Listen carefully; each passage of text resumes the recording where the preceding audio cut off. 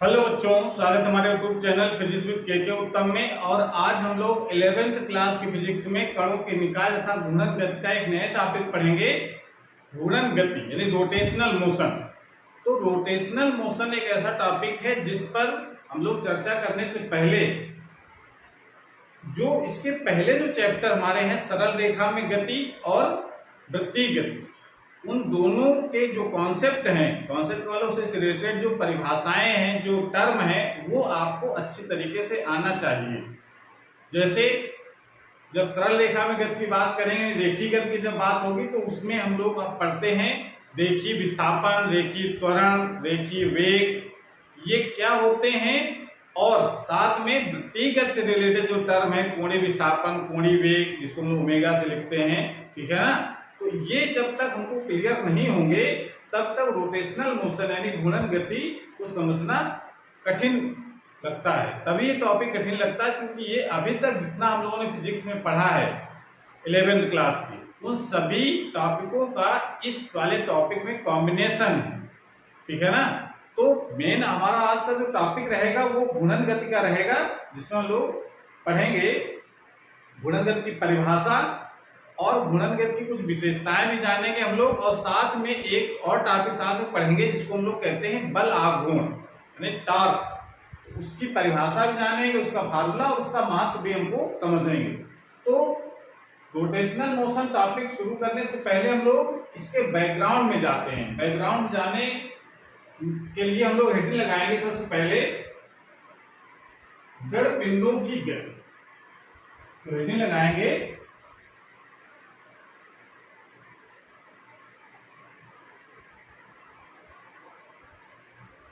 दृढ़ पिंडों की गति, यानी इसको हम लोग कहते हैं motion of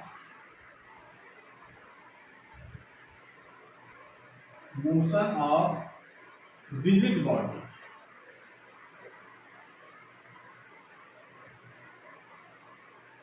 motion of rigid body. तो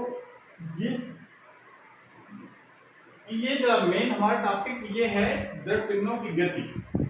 तो बात करते हैं दृढ़ पिंड क्या होते हैं। दृढ़ पिंड का मतलब होता है कि अगर हम पहले हम लोग दृढ़ पिंड के बारे में जान लेते हैं।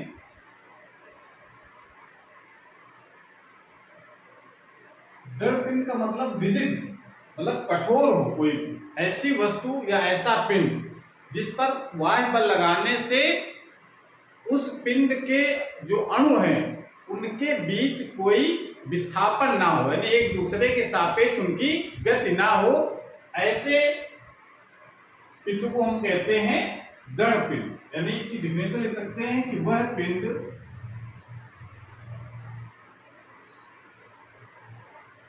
जिस पर बाह्य बल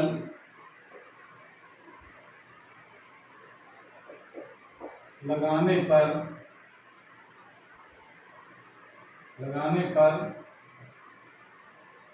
उसके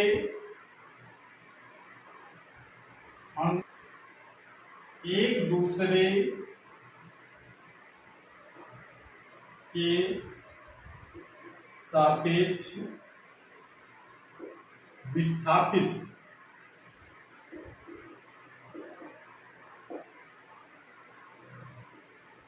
ना हो, दृढ़ पिंड कहलाते हैं।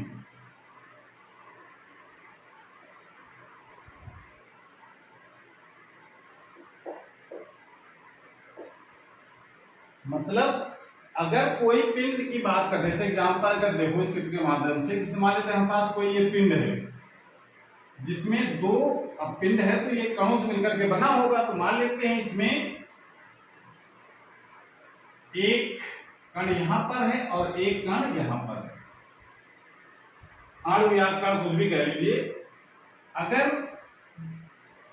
बल्कि यहां पर हम अणु की जगह कण शब्द यूज करो तो ज्यादा बेहतर है।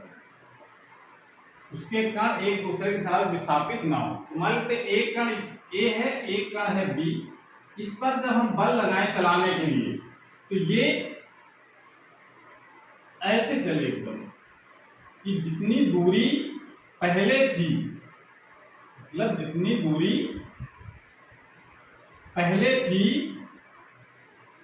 उतनी ही दूरी अभी भी रहे। मतलब ये दूरी जितनी है, मान लेते हैं दूरी हमारी है x, तो ये दूरी बाद में भी उतनी ही बने रहे, तब कहा जाए कि ये दृढ़ पिंड है। फोर्स लगाने से उसके अणुओं के बीच या उसके कणों के बीच कोई विस्थापन ना हो। ऐसा ना हो कि जब कोई पिंड चलाया जाए तो उसके अणु इस प्रकार से गति करे कि उनकी पोजीशन चेंज हो। अगर ऐसा है तो वो दृढ़ पिंड नहीं कहलाएगा। दृढ़ पिंड का मतलब ही है कि ऐसा पिंड जिस पर वायु बल लगाने से उसके कणों के बीच कोई विस्थापन ना हो, यानी कण एक दूसरे के सापेक्ष विस्थापित ना हो, तो ऐसे पिंड को हम दृढ़ पिंड कहते हैं। तो जो हम लोग टॉपिक आज पढ़ेंगे रोटेशनल मोशन का, उसमें जब भी किसी बॉडी का की मोशन की बात होगी तो वो दृढ़ पिंड ही हम मान के चलेंगे। दृढ़ पिंड का एग्जांपल आप देख सकते हैं, जैसे कोई भी सॉलिड चीज, जैसे कोई गोला है या कोई छड़ है या कोई बेलन है, ये सब चीजें जो है दृढ़ पिंड के श्रेणी में आती है। मतलब उनमें बल लगाने से अगर उन्हें अणुओं के बीच कोई विस्थापन ना हो, जहां है वहीं बने रहें, पिंड चाहे जहां चला जाए चल करके, तो ऐसे पिंड को हम दृढ़ पिंड कहेंगे। क्लियर हो गया? तो दृढ़ पिंड का मतलब ये हो गया। आप जरा इसकी गति के बारे में जानते हैं, दृढ़ पिंड की गति कितने प्रकार की होती है। तो दृढ़ पिंडों की जो गति होती है, दृढ़ पिंडों की गति, दृढ़ पिंडों की गति दो प्रकार की होती है। पहली प्रकार हमारे पास है, इसको लोग कहते हैं रेखीय गति। आप लोग अगर पहले से पढ़ रखा है तो अच्छी बात है, और नहीं तो इसको ध्यान से समझें। रेखीय गति अथवा इसका दूसरा भी नाम होता है स्थानांतरीय गति।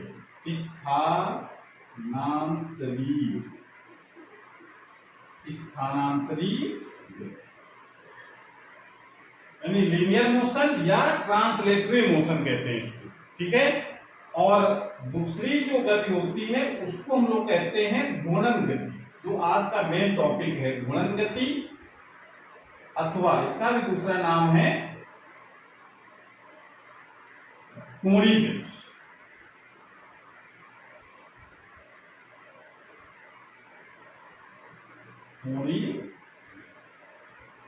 ये दो प्रकार की गतियां हैं। इस रेखीय गति मतलब आप जरा इनको डिटेल में समझते हैं। कोणीय गति क्या मतलब होता है उसको भी डिटेल में समझेंगे। तो अब हेडिंग लगाएंगे, जरा इसकी डिफिनेशन वो लोग समझ लें।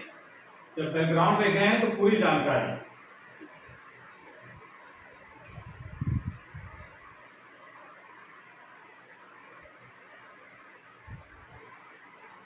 रेखीय गति अथवा स्थानांतरीय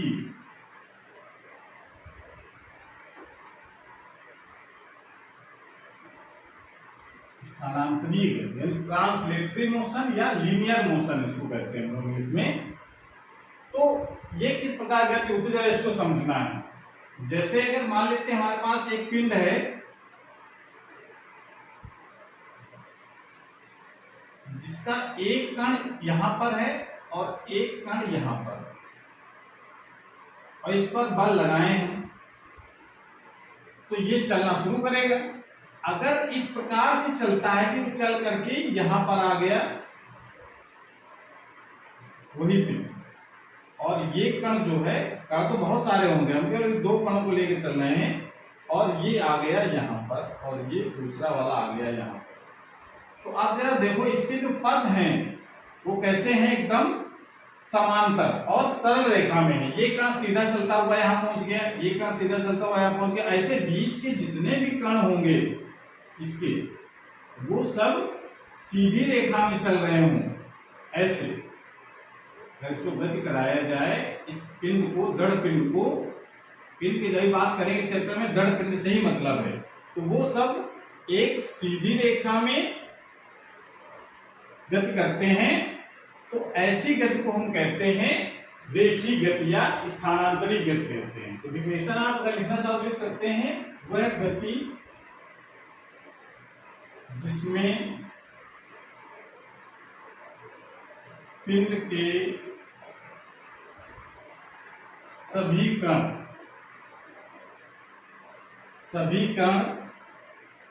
एक दूसरे के समांतर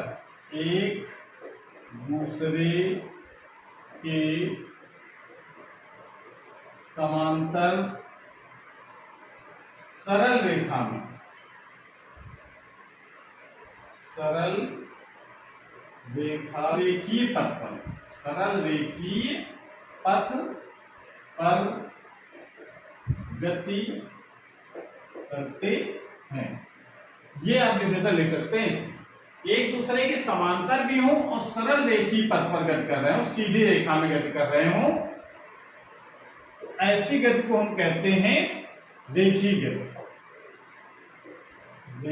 गति या स्थानांतरित गति कहलाती है। अब डिफिनेशन क्लियर हो गई। वह गति जिसमें पिंड के सभी कण एक दूसरे के समांतर सरल रेखीय पथ पर गति करते हैं रेखीय गति कहलाती है। तो रेखीय गति का मतलब हो गया कि जब पिंड को गति कराया जाए, पिंड पर बल लगा करके उसको एक स्थान दूसरे स्थान तक ले जाएं, तो उसके प्रत्येक कण का जो पथ हो वो कैसा हो, एक दूसरे के समांतर। ये जितने भी कण का पथ है, एक कण का पथ हो एकदम दूसरे वाले कण के समांतर, तीसरे कण के समांतर, चौथे कण के समांतर, ऐसे सब एक दूसरे के समांतर हो और सरल रेखा में हो, तो ऐसी गति को हम कहते हैं रेखीय गति। क्लियर हुआ? लेकिन दूसरा जो टॉपिक हमारा है इसको हम लोग कहते हैं घूर्णन गति। तो मेन टॉपिक पर हेडिंग लगाएं, जो दूसरे टाइप की जो गति है उसको जरा देखते हैं। तो रेखीय गति क्लियर हो क्या मतलब है, और अब हेडिंग लगाएंगे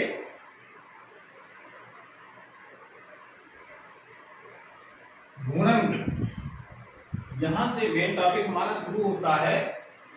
दृढ़ पिंडों की गति का ही टॉपिक है घूर्णन गति। घूर्णन गति यानी कहते हैं इसको रोटेशनल मोशन, अथवा इसका दूसरा भी नाम है अथवा कोणीय गति। कोणीय गति इंग्लिश में कहते हैं इसको एंगुलर मोशन। इसके बारे में जान इसकी डिफिनेशन हम लोग इस प्रकार से लिखेंगे, पहले इसको समझ लें। जैसे मान लेते हैं हमारे पास यही एक पिंड है, हमारे पास ये पिंड, ठीक है।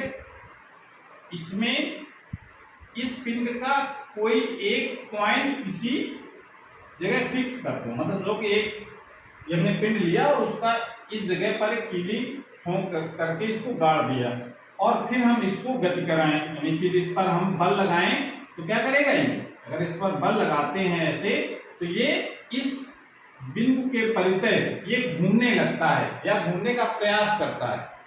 समझ आ रहा है? इसका मतलब अगर बल लगाएं तो अगर ये पिंड घूमने लगे, तो जैसे मान लेते ये तो हमारा हो गया बिंदु ए, जहां पर हमने इसको फिक्स कर दिया है, ठीक है ना, और एक दूसरा कण है बी। अगर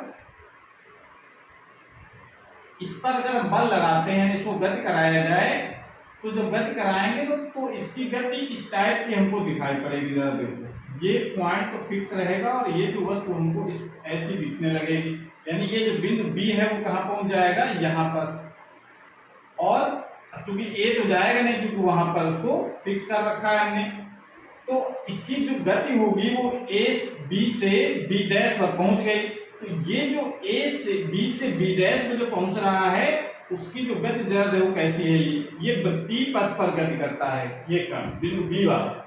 ऐसे ही इसके पहले जो बिंदु है यहाँ पर मान लेते एक्स है, तो उसका पथ भी वृत्ताकार होगा, x डैश पहुंच गया।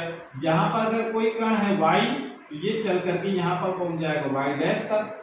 तो इसमें क्या हो रहा है, इसमें कण का जो पथ है वो कैसा है, वृत्तीय पथ है, सरल रेखा में नहीं है, सरल रेखा में नहीं है, पर कैसा है, वृत्तीय है। तो जब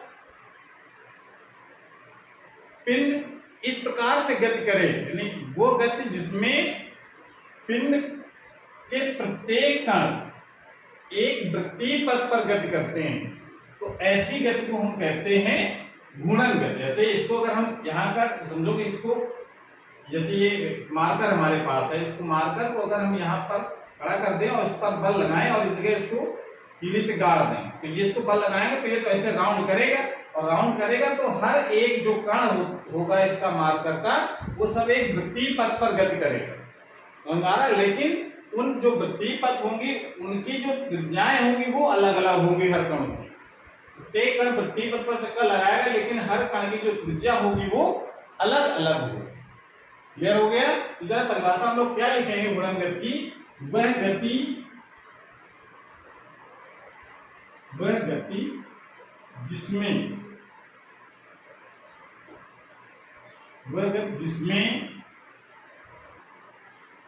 पिंड के सभी कण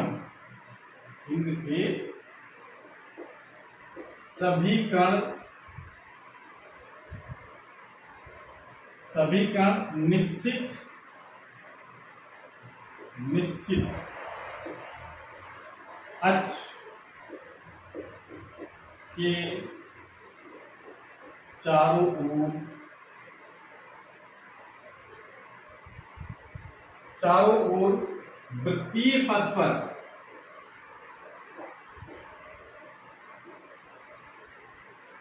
चक्कर लगाते हैं, या वृत्तीय पथ पर चक्कर लगाते हैं,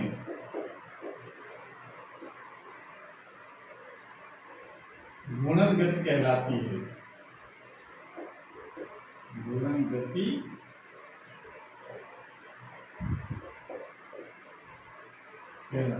ये आप डेफिनेशन लिख सकते हैं घूर्णन गति।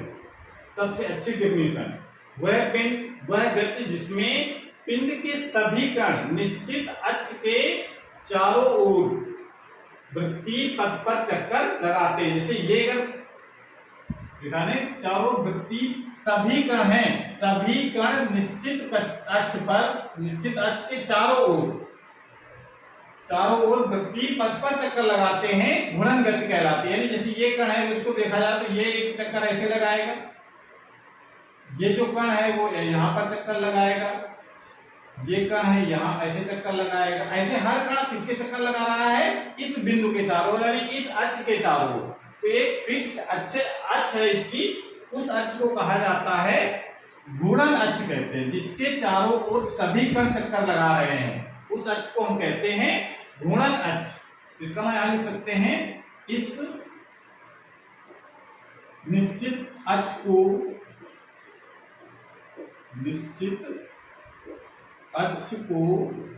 क्या कहते हैं हम लोग, घूर्णन अक्ष।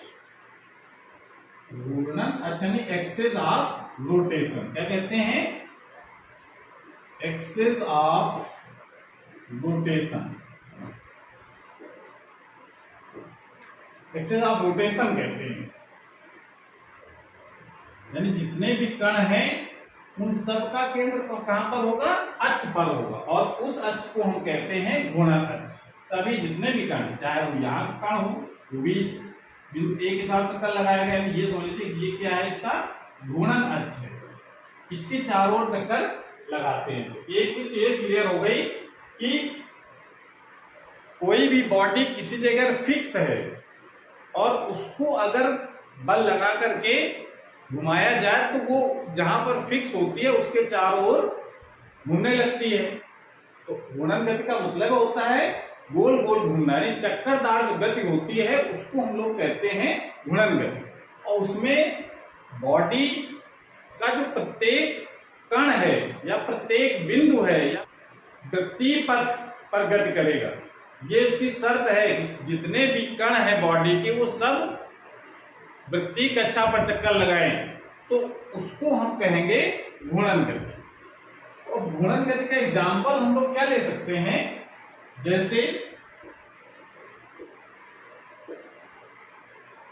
जैसे पंखे की गति। अब पंखा, जब बिजली का पंखा हो तो उसमें जो उसके जो पर के जो प्रत्येक पॉइंट हैं, ठीक है ना, वो सब जो हैं अब एक निश्चित अक्ष के चारों ओर वृत्तीय कक्षा पर घूमते हैं, यानी वृत्तीय पथ पर घूमते हैं। तो इसकी पंखे की गति जो होगी उसको हम घूर्णन गति कहेंगे। या और एग्जाम्पल जैसे लट्टू की जो गति होती है, लट्टू की गति, या और एग्जाम्पल जैसे नाम सुना होगा कुम्हार का चाक, कुम्हार के चौक की गति। ये सब जो है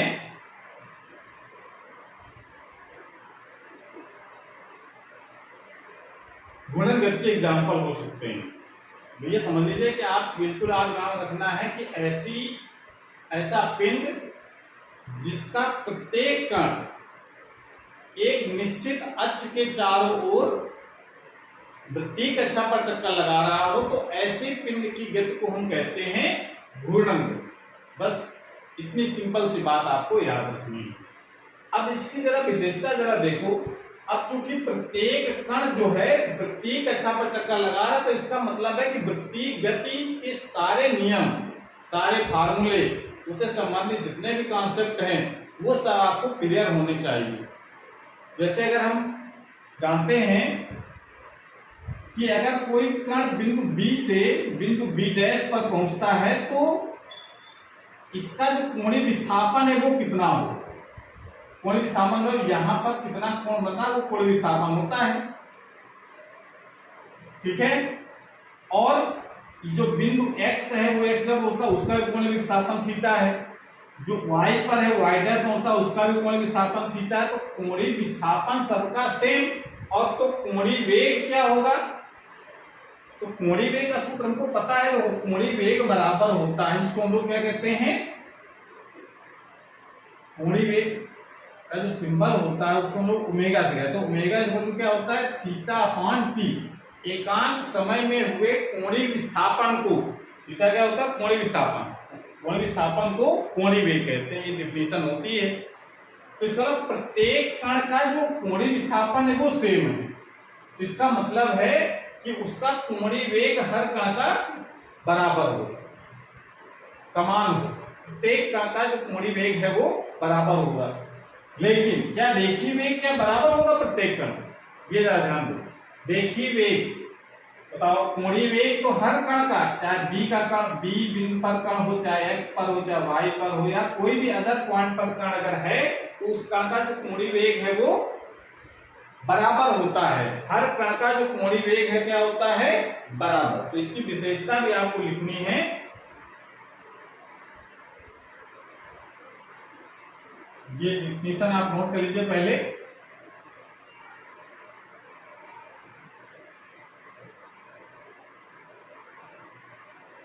थ्योरेटिकल टॉपिक है, इसलिए आपको थोड़ा समझ करके इसको तैयार करना है। जैसे पहली विशेषता है कि कोणीय गति में पिंड के प्रत्येक कण का कोणीय विस्थापन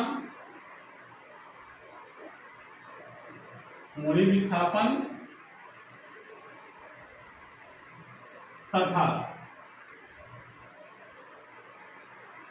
कोणीय वेग, कोणीय विस्थापन से मतलब है थीटा,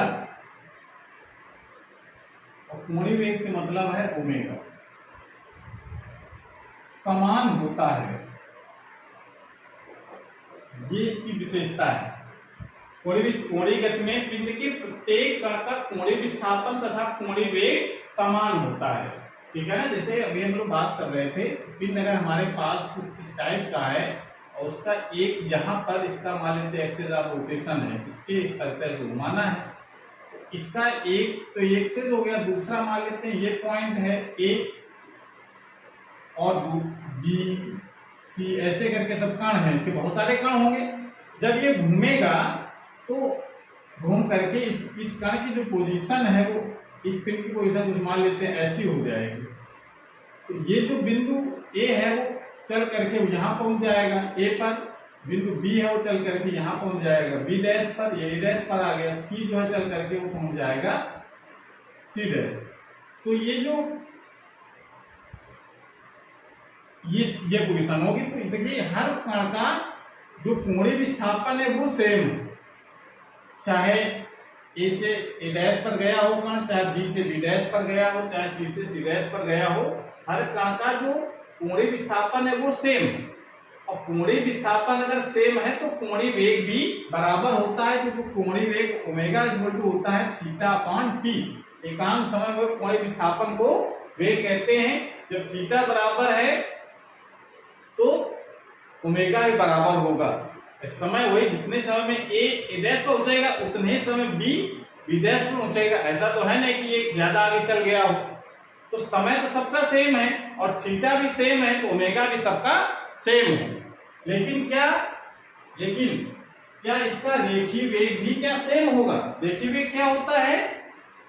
ये वाला जो पार्ट होता है उसको हम लोग कहते हैं रेखीय वेग, एस से रिप्रेजेंट करते हैं। तो क्या सबका एस बराबर है हर कण का? ये S1 है, ये S2 है, ये S3 है, तो क्या सबका S बराबर है? जो बराबर नहीं है, देखने लग रहा है कि A से A डैश की दूरी ज्यादा है, B से B डैश की दूरी थोड़ी कम है, C से C डैश दूरी कम है। जो रेखीय विस्थापन अलग अलग है तो सूत्र हम लोग जानते हैं V इक्वल टू होता है R ओमेगा।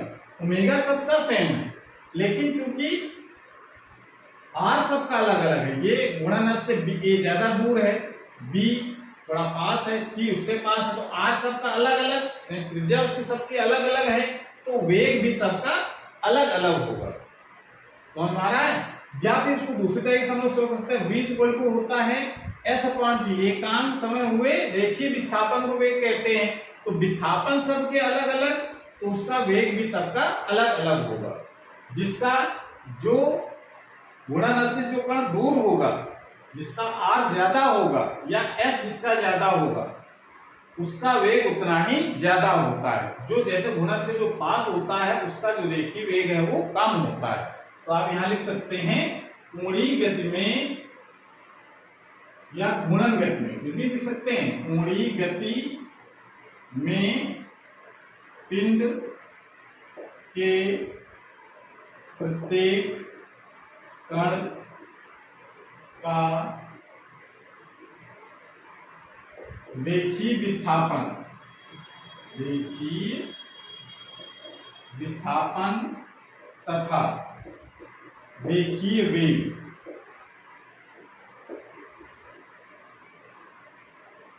अलग अलग होता है।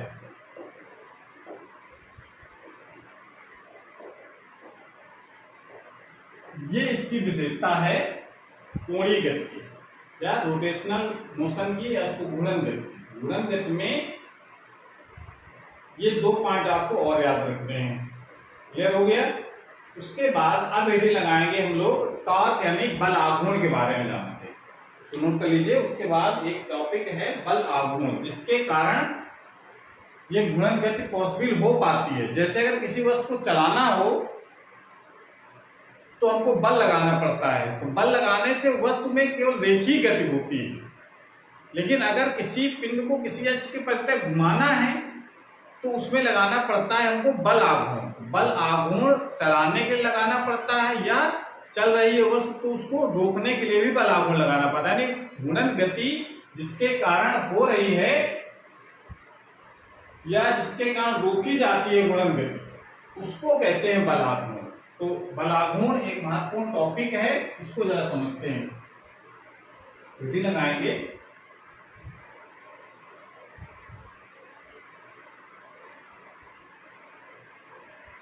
बल आघूर्ण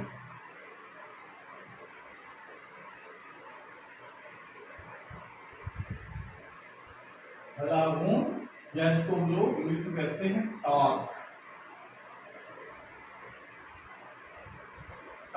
या इसको मोमेंट ऑफ फोर्स भी कहा जाता है, मोमेंट ऑफ फोर्स।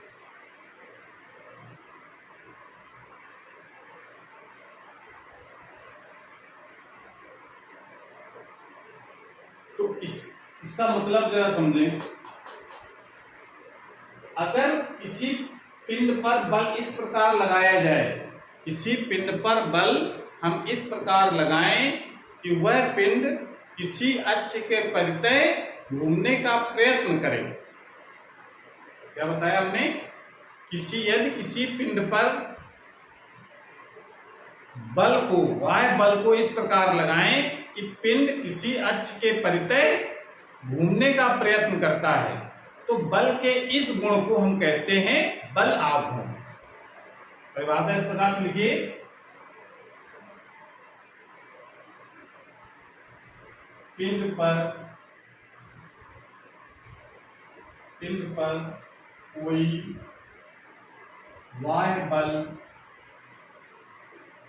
इस प्रकार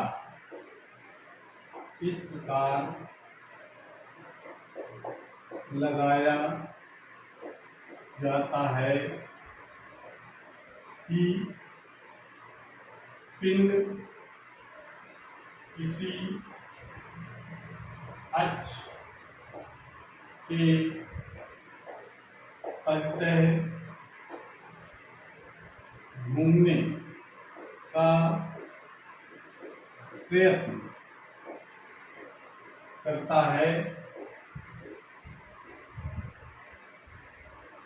है तो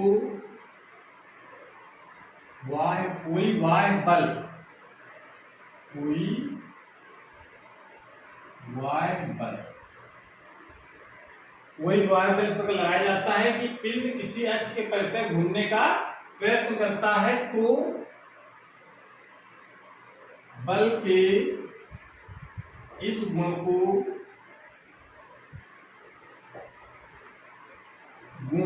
बल आघूर्ण कहते हैं। बल आघूर्ण, इसका सिंबल भी है बल आघूर्ण को हम लोग टाउ से प्रदर्शित करते हैं, टाउ से प्रदर्शित करते हैं, या टॉ इसको पढ़ा जाता है, कहेंगे तो उच्चारण होता है, तो बल आघूर्ण कहते हैं। सिंबल क्या है इसका? टॉ। टी जैसा बनता है। तो जब पिंड पर कोई बाह्य बल इस प्रकार लगाया जाता है कि पिंड किसी अक्ष के परितः घूमने का प्रयत्न करता है, तो बल के इस गुण को बल आघूर्ण कहते हैं। समझ आया कुछ? बल आघूर्ण का मतलब होता है कि जब बल किसी पिंड को किसी अक्ष के परितः घुमाने की प्रवृत्ति रखता है, मतलब ऐसा बल जो किसी पिंड को किसी अक्ष के परितः घुमाने की प्रवृत्ति रखता है, या उसको घुमा सकता है या घुमा रहा है, तो बल के इस गुण को हम लोग कहते हैं बल आघूर्ण कहते हैं। घुमाने की प्रवृत्ति, बल के जो घुमाने की जो प्रवृत्ति होती है उसको हम लोग कहते हैं बल आघूर्ण। तो इसका मान कितना होगा? ये घुमाने की जो प्रवृत्ति हो उसको बल आघूर्ण कह दिया, पर मान हम लोग कैसे निकालें? कितना बल आघूर्ण है, कितना बल आघूर्ण लगाना पड़ेगा पिंड को घुमाने के लिए। तो बल आघूर्ण का मान कैसे ज्ञात करते हैं? इसके लिए फार्मूला आपको ध्यान रखना है, बल आघूर्ण का मान बल के परिमाण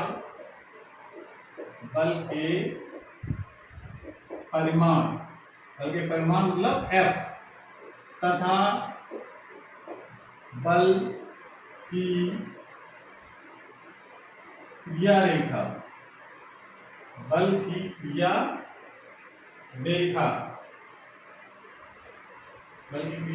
से घूर्णन अक्ष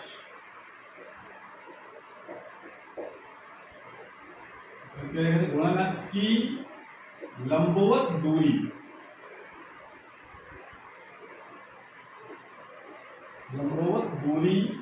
इसको लोग आर परपेंडिकुलर कहते हैं। लंबवत दूरी होनी चाहिए, लंबवत दूरी के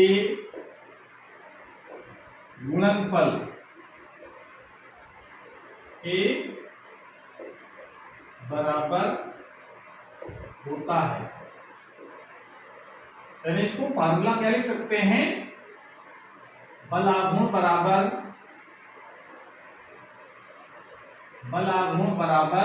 बल गुणते लंबवत दूरी। ये फार्मूला हम लोग अभी तक जो पढ़ते चले आ रहे हैं, इसको अब 9th में भी पढ़ा होगा, 10th में भी पढ़ा होगा, ठीक है ना।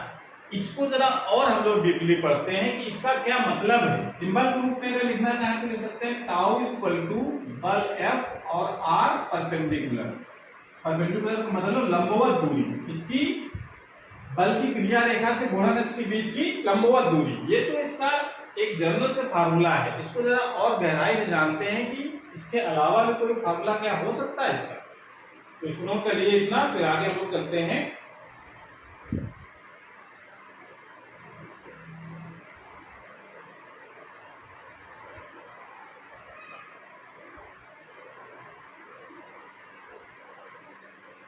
अब जरा इसको समझते हैं। सूत्र हम लोगों ने टॉर्क का लिखा है, tau is equal to F R perpendicular. Perpendicular का साइन है, ये तो फार्मूला हम लोग लिख लिया। अब जरा इस चीज को समझें। जैसे मान लेते हैं कोई हमारे पास क्षण है, ये क्षण है, इसको हमने यहां पर इसको फिक्स कर दिया है, ये उसकी हो गई अक्ष, यानी यहां पर इसको फिक्स कर दिया। अगर हम इस पर बल लगाते हैं घुमाने के लिए, मान लो F बल लगाया, कहां पर लगाया, इस पॉइंट पर, जिसकी दूरी है R। R दूरी पर हमने एक बल F लगाया, तो इस बल की जो क्रिया रेखा है वो हम उसको आगे पीछे कहीं बढ़ा सकते हैं, उसने बढ़ा दिया। ये एंगल मान लेते हैं थीटा है, तो लंबवत दूरी बल F हो गया। लंबवत दूरी कौन सी होगी, इस घूर्णन अक्ष से इस पर एक डाला गया लंब,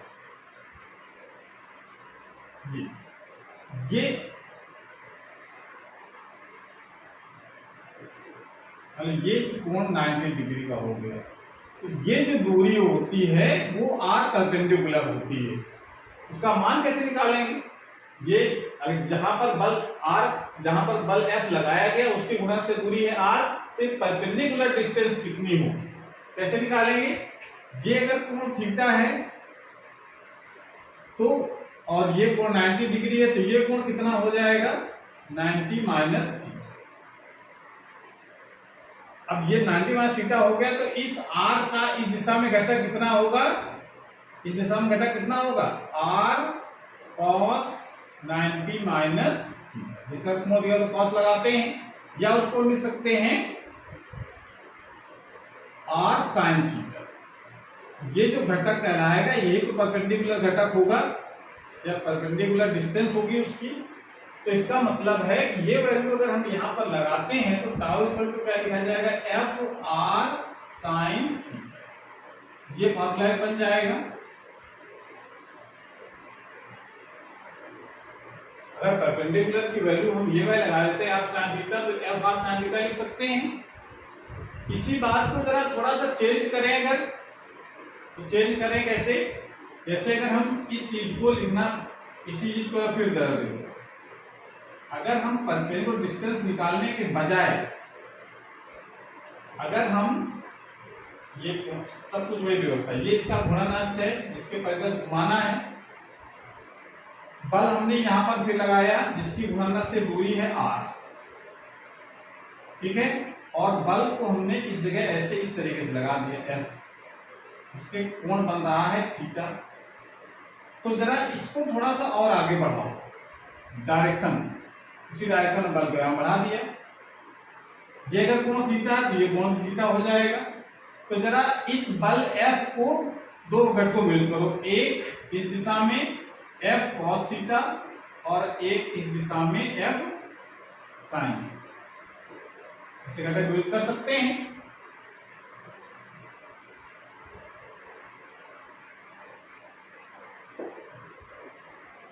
अब जरा देखो, ये आप देख करके बताओ कि कौन सा बल F cos theta F sin theta पिंड को घुमाएगा या इस क्षण को घुमाएगा।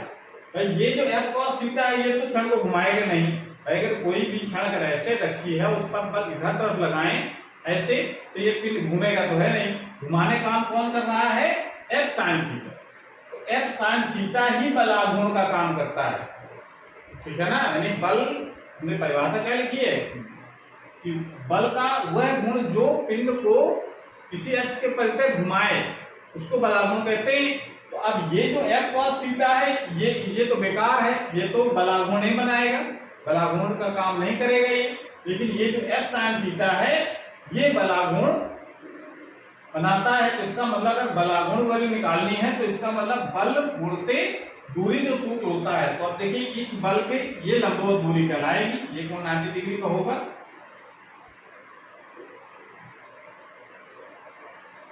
ये जो डिस्टेंस है इसका मतलब यहां पर हम जो टाउ लिख सकते हैं उसको इस तरीके से लिखा जा सकता है, tau is equal to F sin theta into R, बल गुणते दूरी। ये चीज आ गई यहां पर भी। तो अब जरा इसको थोड़ा सा रीअरेंज करो, तो इसको लोग क्या लिख सकते हैं, टाउ इसको लिखा जा सकता है F R sin थीटा। तो जरा ध्यान दो, या इसको हम लोग ये भी लिख सकते हैं इस चीज को F परपेंडिकुलर R। ये जो बल का जो R के लंबवत जो घटक है F sin थीटा वो हमारा है F परपेंडिकुलर। तो बल का जो लंबवत घटक है उसका मल्टीप्लाई अगर हम उस बिंदु जहां पर फोर्स लगा रहे हैं वहां से गुणा से दूरी से मल्टीप्लाई कर देते हैं तो निकल आता है बलाघूर्ण। तो F परपेंडिकुलर इंटू R कहो चाहे F इंटू R परपेंडिकुलर कहो, दोनों का मतलब सेम है। क्लियर हो रहा है? अब जरा ये समीकरण देखो F R का साइन थीटा या F R साइन थीटा दोनों जगह से सेम चीज निकल करके आती है। आपको सिर्फ करना क्या है इसमें, देखो या साइन थीटा उसमें शामिल कर लो, F साइन थीटा हो सकता है मैथ के तरीके से इंटू R। तो F sine theta into R, तो चाहे ये वाली बात हो चाहे इधर वाली बात हो, दोनों का कहने का तरीका अलग अलग है पर दोनों से सूत्र एक ही निकल करके आते हैं। इसका मतलब सूत्र देखो, मेन जो सूत्र आ गया टाउ का वो आ गया हमारा, चाहे F R परपेंडिकुलर हो चाहे F परपेंडिकुलर R हो, ये दोनों फार्मूले एक ही हैं। अपनी न्यूमेरिकल में सुविधा के अनुसार इस फार्मूले का यूज करना है, ठीक है ना। अब दूसरी बात, इसका मतलब है दूसरी चीज का ध्यान दो, इसमें जो दूसरी चीज जो निकल करके आ रही वो ये खास बात ये है कि जो F cos थीटा है, F sin थीटा ये तो बलाघूर्ण का काम कर रहा है, पर ये जो F cos थीटा है ये बलाघूर्ण का काम नहीं करता है। तो कह सकते हैं F cos थीटा का बलाघूर्ण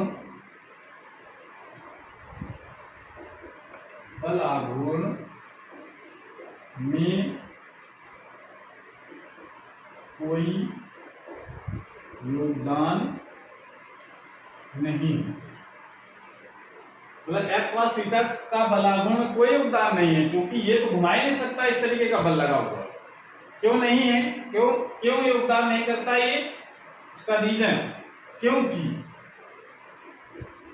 क्योंकि इस बल की क्रिया रेखा, क्योंकि इस बल की क्रिया रेखा घूर्णन अक्ष से होकर जाती, इस कारण से ये बलाघूर्ण बनाता है। जिस अर्थात इसका मतलब यही है, इसका मतलब है, इसका एक पॉइंट, फिर एक महत्वपूर्ण पॉइंट है अर्थात वो निष्कर्ष क्या निकलता है, अर्थात जिस बल की क्रिया रेखा घूर्णन अक्ष से होकर जाती है उस बल का बल आघूर्ण, उस बल का बल आघूर्ण शून्य होता है। क्या होता है? शून्य होता है। ये पॉइंट आपको ध्यान रखना है। समझ में आया? तो ये चीज आपको ध्यान रखना है कि जिस बल की क्रिया रेखा घूर्णन अक्ष से होकर के जा रही होगी, वो जो बल है वो बलाघूर्ण का काम नहीं करेगा। उसका बलाघूर्ण कितना होगा? 0 आएगा। ठीक है, इसको नोट कर लो जरा, और इस पॉइंट को आपको दिमाग में बिल्कुल एकदम फिट कर लेना है। ओके, अब इसको और आगे थोड़ा चलते हैं।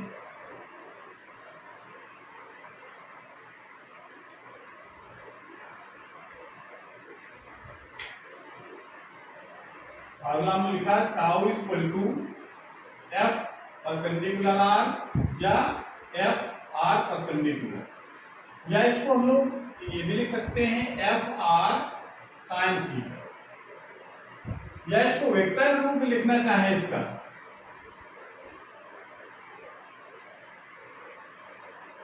वेक्टर रूप अगर लिखना चाहें तो लिखेंगे tau vector is equal to R vector cross F vector. ये इसका वेक्टर रूप कहलाता है।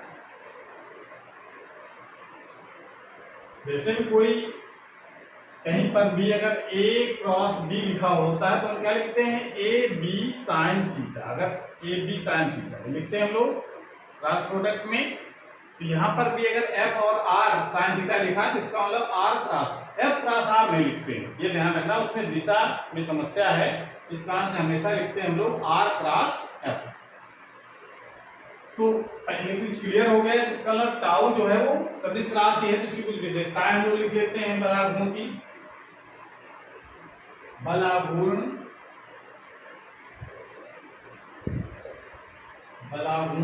एक सदिश राशि। कौन सी राशि है? सदिश राशि। सदिश राशि है जिसकी दिशा, फिर हम लोग जिसकी दिशा कैसे निकालेंगे? जिसकी दिशा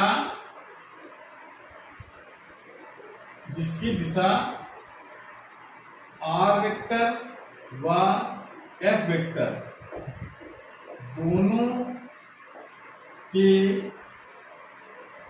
लंबवत होती है।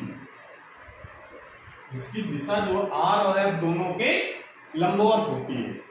मतलब जैसे कोई पिंड है, अगर हम इस प्रकार से लगाते हो, अगर कोई पिंड है हमारे पास, उसको यहाँ फिक्स कर दिया, ये इसका घूर्णन अक्ष हो गया। अगर हम बल यहाँ पर लगाते हैं F, तो इसको जरा बढ़ाओ। ये अगर कोण अगर थीटा है, ये कोण थीटा हो जाएगा, और जहां पर बल लगा उसकी दूरी है घूर्णन अक्ष से वो r है, तो ये r वेक्टर हो गया, ये f वेक्टर हो गया। इसका जो इस की जो दिशा है वो हम लोग निकालते हैं दाहिने हाथ के अंगूठे के नियम से। और नियम कैसे लगाएंगे हम लोग? ये दाहिने हाथ के उंगलियों को इस प्रकार से घुमाओ कि वो F की तरफ जाए, यानी R के ऊपर रख करके F की तरफ मोड़ना है। तो अंगूठा जिस डायरेक्शन में होगा, क्योंकि तो R और F ये दोनों प्लेन में है इस बोर्ड के, तो इसका मतलब बोर्ड के लंबवत जो डायरेक्शन होगी वो होगी हमारी बलाघूर्ण की दिशा। बलाघूर्ण मतलब टाउ। बलाघूर्ण की दिशा कैसी होती है? R और F दोनों के लंबवत, या कह सकते हैं जो घूर्णन से ऐसे नहीं, घूर्णन से एक्चुअली इसका ऐसे है, ऐसे कीली गाड़ी गई है, तो जब पिंड घूमेगा तो ऐसे घूमेगा। तो जब हम ऐसे लगाएंगे दाहिना अंगूठे का नियम की उंगलियों को F की तरफ मोड़ना है R के ऊपर रख करके, तो अंगूठा जिस डायरेक्शन में है इस घूर्णन अक्ष की दिशा में, यानी घूर्णन अक्ष के अमदिश नीचे तरफ घुमाएंगे तो नीचे तरफ डायरेक्शन हो जाएगी, ऐसे नीचे तरफ घुमाएंगे तो नीचे। इसका मतलब कह सकते हैं कि R F के दोनों के दिशा के लंबवत होती है, और साथ में घूर्णन अक्ष के अंतरिक्ष भी होती है इसकी डायरेक्शन। क्लियर हो गया? और दूसरी बात है इसमें कि बल आघूर्ण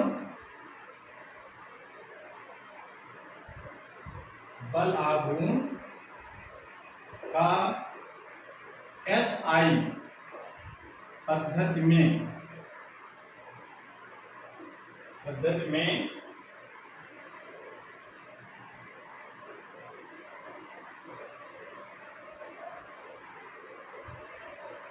बलागुण का SI पद्धति में मात्रक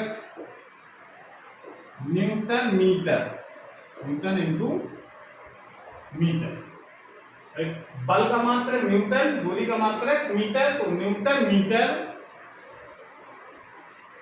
तथा CGS पद्धति में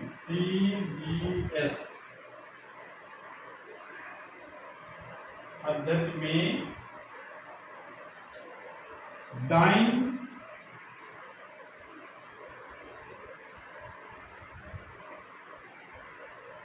इंटू सेंटीमीटर होता है।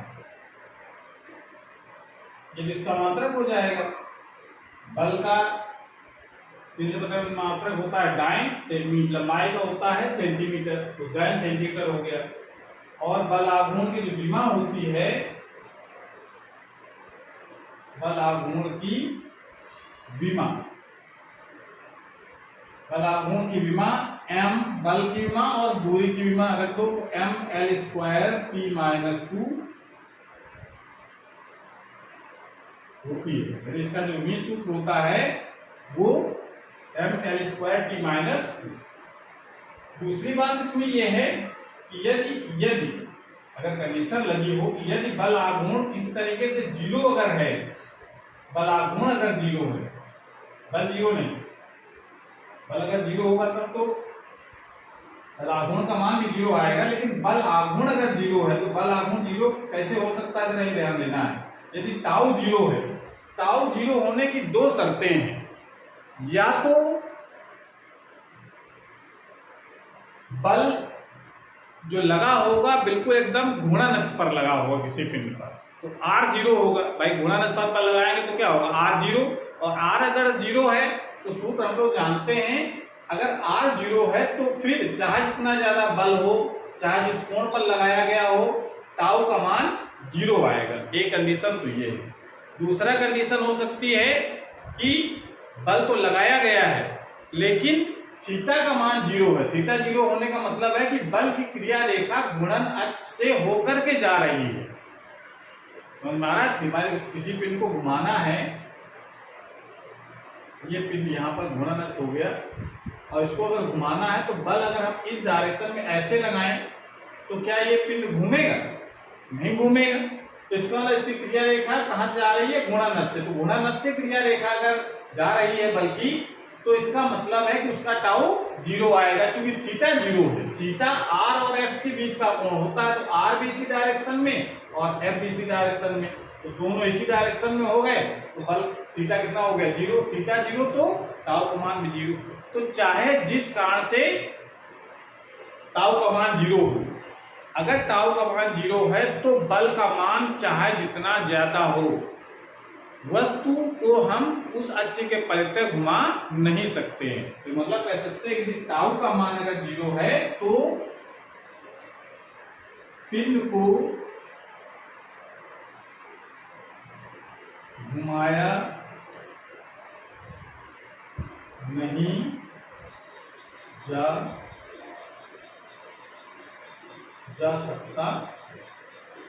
मतलब समझो कि घूर्णन गति फिर संभव नहीं है, या आप कह सकते हैं सार्थक में अगर टाउ जीरो है तो पिंड की घूर्णन गति भी संभव नहीं है, बल चाहे जितना ज्यादा हो। अगर हम बल कम भी लगाएं, लेकिन अगर टाउ का मान अगर ज्यादा है तो फिर हम उसको आसानी से घुमा भी सकते हैं। और इसी गुण का यूज हम लोग अपने दैनिक जीवन में करते भी हैं कि अगर टाउ का मान ज्यादा होगा, यानी F को मान की क्षमता के साथ जितना है उतना तो हम लगा सकते हैं, लेकिन R को अगर बढ़ाएं तो टाउ का मान बढ़ेगा। आर का मतलब होता है कि बल घूर्णन से कितनी दूर लगा रहे हैं, जितनी ज्यादा दूर लगाएंगे आर का मान उतना ही ज्यादा होगा। आर जितना ज्यादा होगा टाउ का मान उतना ज्यादा होगा। तो टाउ जितना ज्यादा होगा तो कम बल लगा करके भी हम उस पिंड को आसानी से उस घूर्णन के परितः घुमा सकते हैं। और इसका यूज हम लोग करते हैं, हैंड पंप का जो डंडा होता है उसको हत्था हम लोग कहते हैं, उसको बड़ा रखा जाता है। बड़ा रखने का कारण ये है कि जब हम हैंडपंप का डंडा, हैंडपंप का डंडा तो आप सभी ने देखा होगा, इस टाइप का बना होता है। यहाँ पर इसका घूर्णन अक्ष होता है और ये नीचे घोड़े के अंदर जो सरिया जाती है वहां पर ये हत्था जितना ज्यादा बड़ा होगा तो जितनी ज्यादा दूर बल लगाएंगे एफ, जितना ये यहाँ से इतना ज्यादा दूर होगा उतना ही हम कम बल लगा करके उस डंडे को ऊपर नीचे कर सकते हैं। तो इस कारण से हैंडपंप का डंडा जो बड़ा लगाया जाता है, क्यों लगाया, रीजन बोले हैंडपंप का जो हत्था है वो बड़ा क्यों लगाया जाता है, तो क्या बताएंगे, क्योंकि बड़ा लगाने से बलाघूर्ण का मान ज्यादा होता है। इसके कारण से हम कम बल लगा करके भी हैंडपंप को हम चला सकते हैं। एक तो एग्जाम्पल ये ले सकते हैं हैंडपंप का डंडा।